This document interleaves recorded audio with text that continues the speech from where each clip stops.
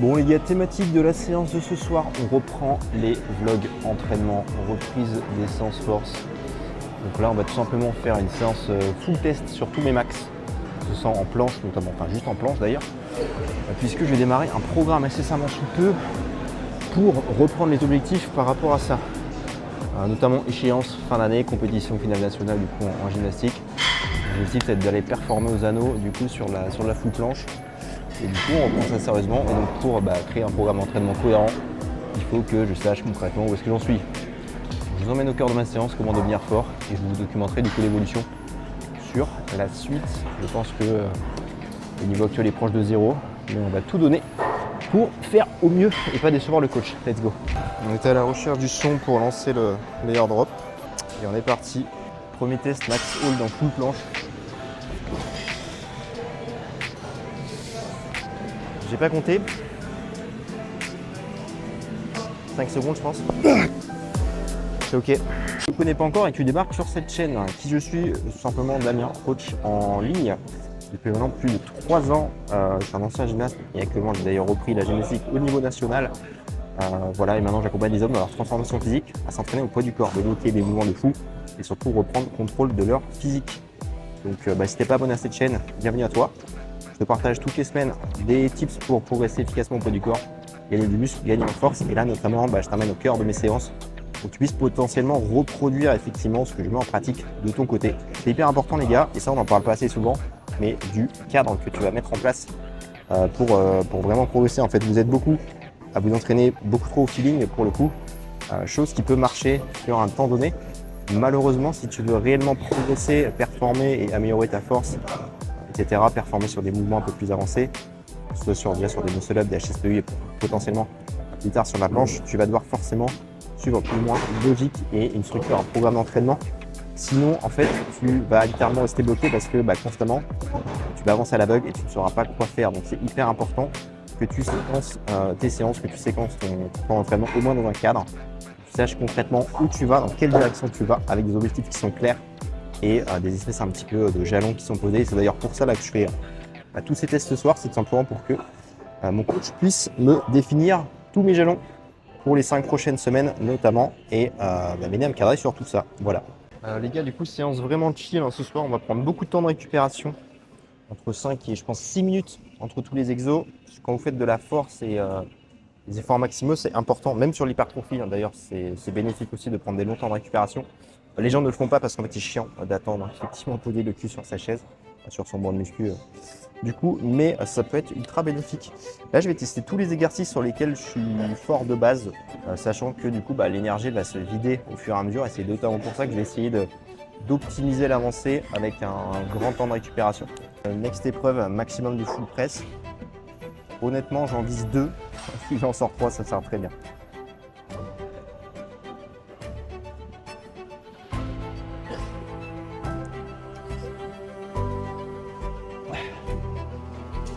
Ok, la dernière demi à moitié validée, mais non, je suis content les gars. Comment faire de votre côté pour progresser de manière optimale et surtout pour reprendre quelque chose que vous avez mis en pause depuis longtemps? C'est hyper important de respecter vraiment ces 3 principes constamment dans n'importe quel objectif que vous fixez. C'est respecter effectivement en 1 la fréquence à laquelle vous allez opérer dans la semaine, en 2 le volume mis en place et en dernier point effectivement l'intensité. Ces 3 paramètres en fait indissociables de l'entraînement qui régissent un petit peu toutes les règles pour progresser de manière optimale.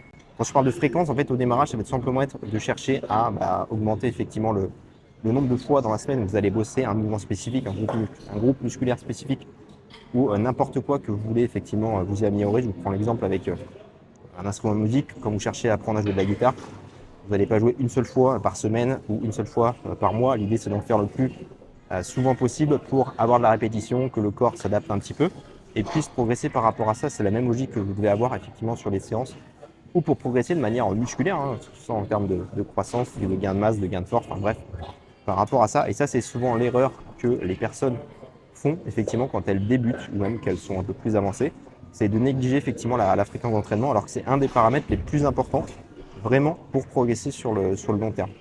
Typiquement, je vous prends un exemple tout con, mais si vous voulez progresser du coup au poids du corps sur un mouvement spécifique, que vous soyez débutant du coup sur un muscle up ou sur un HSPU, et ben, l'idée ça va être de ne pas le bosser une seule fois dans la semaine, mais d'avoir au moins 2 séances dédiées. Et c'est pour ça notamment que moi je recommande à tous mes élèves et à toutes les personnes que je conseille un petit peu sur les réseaux sur le format d'entraînement effectivement à adopter, de plutôt basculer sur du upper lower ou du full body qui vous permet en fait d'augmenter naturellement cette fréquence d'entraînement et de lâcher en fait les formats split que vous avez un peu sur la muscu classique. Alors là c'est le format que je redoute le plus, XXX. En gros je dois faire push-up, press et après hold en full ou en straddle. À savoir qu'actuellement je ne pense pas rentrer de push-up en full, donc je vais tester. Mais c'est franchement l'exercice qui me fait le plus peur là.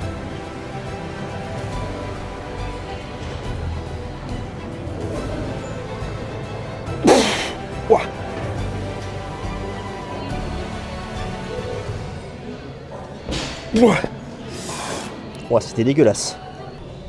Putain. Oh, c'est dur.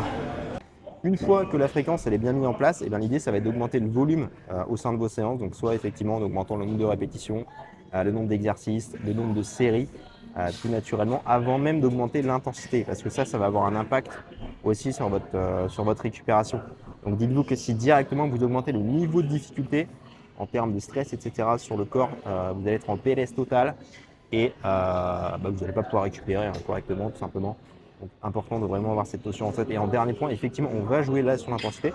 Au poids du corps, ça peut se faire très simplement en augmentant de la charge sur les mouvements. Donc par exemple, je prends l'exemple des tractions et des dips, on va ajouter du lest ou tout simplement sur les exos poids du corps, comme le front lever et compagnie, augmenter les bras de levier pour que le poids en fait tout simplement supporté par votre propre poids de corps soit plus important. Et ça va directement impacter toutes les adaptations nerveuses, musculaires, tendineuses, etc. Et c'est vraiment le dernier levier à prioriser et à mettre en place dans vos séances et dans votre programme d'entraînement. Dites-moi dans les commentaires si ça vous plaît ce genre de vidéo. C'est des séances vraiment brutes. J'essaie de vous parler un peu du sujet de l'entraînement, tout ça, qu'est-ce qu'il faut faire. Et si vous avez des questions d'ailleurs, vous me les mettez en commentaire et comme ça en fait je peux y répondre au fur et à mesure des épisodes qui avancent. Je suis essoufflé alors que c'était un effort max de 10 secondes. C'est hallucinant. Allez, let's go.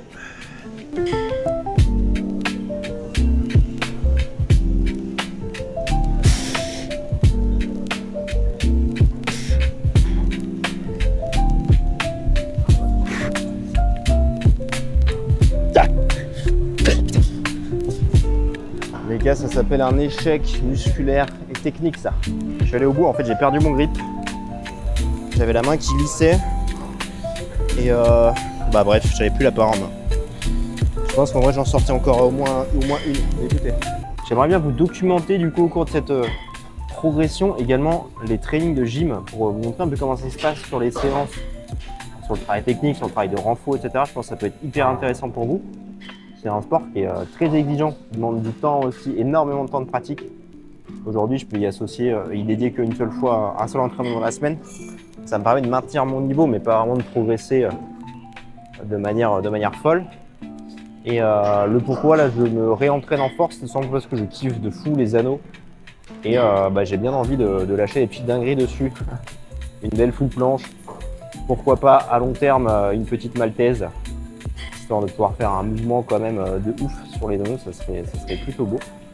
Ça va être tout l'objectif.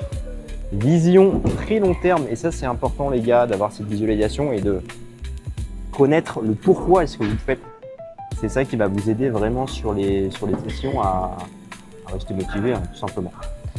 Je suis très nul en pompe, c'est pour ceux qui ne savent pas, mais je me suis blessé le pec il y a de ça 2 ans sur une croix de fer, j'ai une belle cicatrice.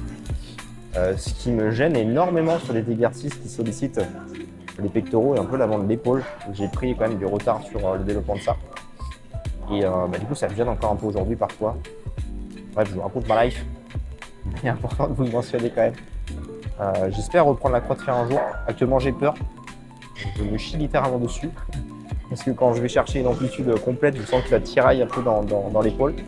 Et je ne suis pas du tout confiant. Donc il va falloir que je retrouve mes sensations sur le mouvement pour pouvoir le réimplémenter. Pourquoi pas dans un complet aux anneaux sur la fin de l'année. Mouvement que je n'ai pas fait depuis longtemps. Alors normalement je devais tester maltaise, mais impossible. Maltaise c'est les bras écartés de ouf. On va juste faire une wide planche, donc bras écartés. Normalement, je fais au feeling, mais là, on va essayer de mesurer genre 4 pieds. Après, c'est un peu la sensation que tu as sur la puissance sur les barres. Ça me semble déjà hyper large. Alors qu'à l'époque, je pouvais littéralement faire du 5 pieds tranquillement, quoi. Très bon. Allez, focus. En train de chercher le meilleur son, le meilleur drop. Let's go.